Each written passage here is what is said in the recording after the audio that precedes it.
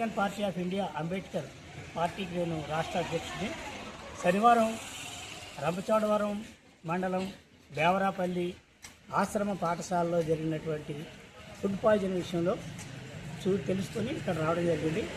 ఈరోజు హాస్పిటల్ వెళ్ళి అక్కడ ఆశ్రమ పాఠశాలకు వెళ్ళి చూస్తే అక్కడ డైరెక్టర్ వచ్చారు, విజయవాడ నుంచి పిఓ గారు కూడా వచ్చారు. కానీ అక్కడ ఉన్న సిబ్బంది పిల్లలతోటి ఏ విధమైన సమస్యలు చెప్పకుండా చాలా జాగ్రత్తగా మేనేజ్ చేశారు. అంతా బాగున్నట్టు చూశారు. కానీ అక్కడైతే ఏ విధమైన సౌకర్యాలు లేవు. ముఖ్యంగా టాయిలెట్స్ లేవు. అక్కడ స్నానాలు చేయడానికి నీళ్ళు లేవు, బాత్రూమ్లు లేవు. వీళ్ళంతా కాలువొడ్డుకి వెళ్ళి చేసుకోవాలి. రూములు ఉన్నాయి, ఒక్కొక్క రూముకి ఇద్దరు, ఒక మంచానికి ఇద్దరు చెప్పిన పడుకోవాలి. అది చాలా గిరికిరిగ్గా ఉన్నాయి. ఏమాత్రం వెంటిలేషన్ కూడా లేనటువంటి ప్రాంతంలా ఉంది. లోపల ఉన్నటువంటి ఫ్యాన్లు తిరగు, లైట్లు వెలగు, దోమలు విపరీతంగా ఉన్నాయి. ఆ దోమలు రాకుండా దోమల నెట్లు కూడా వాళ్ళు ఏమీ ఏర్పాటు చేయలేదు. కిటికీలకు కూడా మెసలు పెట్టలేదు. వంట ప్రాంతం అంతా చాలా అపరిశుభ్రంగా ఉంది. ఇప్పుడు వీళ్ళు వస్తున్నారనేది అక్కడ కాస్త బ్లీచింగ్ చదివి కవర్ చేయడానికి ప్రయత్నం చేశారు. కానీ అక్కడ అయితే ఏం బాగాలేదు. వంటలు అయితే అసలు ఏమీ అక్కడ బాగుంటలేదని, స్టోర్లో నిల్వ ఉన్నటువంటి ఆ రోజు ఏదైతే బొంబాయి చట్నీ చేశారో ఆ బొంబాయి చట్నీ చేసిన శనగపిండి నిలవ పిండి వాసన వస్తుంది, చేదుగా ఉందని కొంతమంది పిల్లలు చెప్పారు. ఇడ్లీ అసలు ఉడకలేదట. ఇడ్లీ ఉడకని ఇడ్లీ పెట్టి ఆ బొంబాయి చట్నీ పెట్టడం వల్ల చాలామంది తిన్న వాళ్ళకి అది అరక్క, వాంతులు, కడుపు నొప్పి, నీరసం, విరేచనాలు రావడంతో ఒకటొకటిన అందరినీ దాదాపు 101 మందిని వివిధ ఆసుపత్రులకి ఇక్కడికి తరలించి ఐసీయూ చేశారు. ఇప్పుడు ఒక 3 పిల్లలు ఐసీయూలో ఉన్నారు. ఇంకా వాళ్ళు నిలకడగా ఆ ఆరోగ్యం ఇంకా నిలకడగా లేనట్టే ఉంది. వాళ్ళకి సెలైన్లు ఎక్కిస్తున్నారు. మిగతా పిల్లలు కొంచెం కోలుకున్న పరిస్థితి ఉంది. దీనికి అంతగా ప్రధాన కారణం అక్కడ ఉన్నటువంటి ఎవరైతే ఉన్నారో ఆ స్టాఫ్ ఎవరు కూడా అక్కడ సక్రమంగా పనిచేయకపోవడం. అక్కడ పిల్లలతో కట్టెలు తెప్పిస్తారట. కట్టెలు కాల్చిన తర్వాత వచ్చినటువంటి పొగ, ఆ వేడి పొగ బూడిక కూడా వేలుతోనే బయట పారబోయిస్తారట. కట్టెలు ఎక్కడో దూరంగా ట్రాక్టర్లో వచ్చి దింపితే ఆ కట్టెలు కూడా పిల్లలు మోస్తారట. అక్కడ ఉన్నటువంటి గదులు శుభ్రం చేయడానికి పని మనుషులు లేరు. వీళ్ళ గదులు వీళ్ళే శుభ్రం చేసుకోవడమే కాకుండా హాస్టల్ పరిసర ప్రాంతాలు మొత్తం వీళ్ళే శుభ్రం చేసుకునే పరిస్థితి.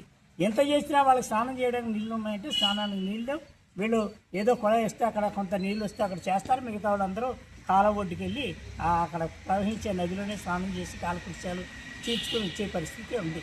అంటే ఏ మాత్రం పర్యవేక్షణ లేదని మాకు అక్కడ చూస్తే అర్థమవుతూ ఉంది. దాన్ని పర్యవేక్షించవలసినటువంటి ఎవరైతే ఈటీడబ్ల్యూ ఉన్నాడో ఆయన అక్కడికి వెళ్ళడు.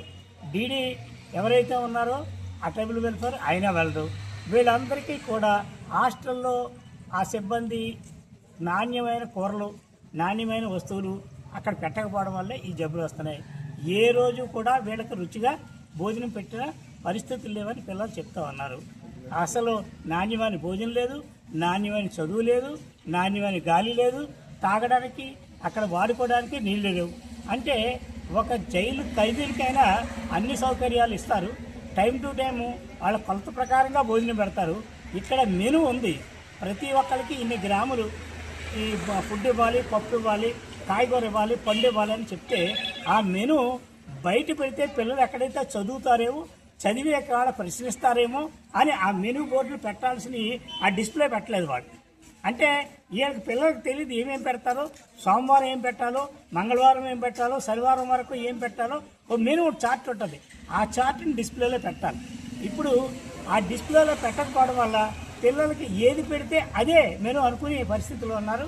10th క్లాస్ చదువుకున్న పిల్లలకు తెలివి ఉండి ప్రశ్నిస్తే వాళ్ళని టీసీలు ఇచ్చి పంపించేస్తాం, కబడ్దారు మాట్లాడితే అని బెదిరిస్తున్నారట.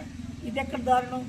ప్రభుత్వం ఈ పిల్లల్ని, గిరిజన పిల్లల్ని విద్యావంతులు చేసి వీళ్ళని ఉద్యోగస్తులు చేయాలి, భవిష్యత్తు బాగుపడాలని కోట్లాది రూపాయలు ఖర్చు పెడతా ఉంటే ఇక్కడ ఉన్నటువంటి వార్డెన్లు వాళ్ళ పై అధికారులకి వాళ్ళ మెనూను తగ్గించి ఆ వచ్చిన డబ్బుల్ని వీళ్ళకి కొంత తిని వాళ్ళందరికీ వాటాలు పంచుతుంటే వీళ్ళకి వచ్చేటప్పటికి అసలు నాసిరకం భోజనం, నాసిరకం సౌకర్యాలు కల్పిస్తున్నారు. ఈ అవినీతిని ఖచ్చితంగా ఎవరు ప్రశ్నించట్లేదు. మా పరిశీలనలో తెలియదు ఏంటంటే ప్రతి హాస్టల్ వార్డును కొంత ఏఎస్డబ్ల్యూకి ఇస్తాడు, ఏఎస్డబ్ల్యూ మళ్ళీ డీడీకి ఇస్తాడు. ఆ విధంగా ఒకరికొకరు వచ్చిన దాంట్లో పర్సంటేజీలు పంచుకుని మిగిలిన కొంచెం ఆయన కొంచెం తీసుకుని మిగతాదే పిల్లలకు పెట్టే పరిస్థితి ఉందని మాకు ప్రత్యక్షంగా అక్కడ చూసినప్పుడు వీళ్ళు చెప్పినట్టు మాకు అర్థమైంది. దీన్ని ప్రక్షాళన చేయాలి.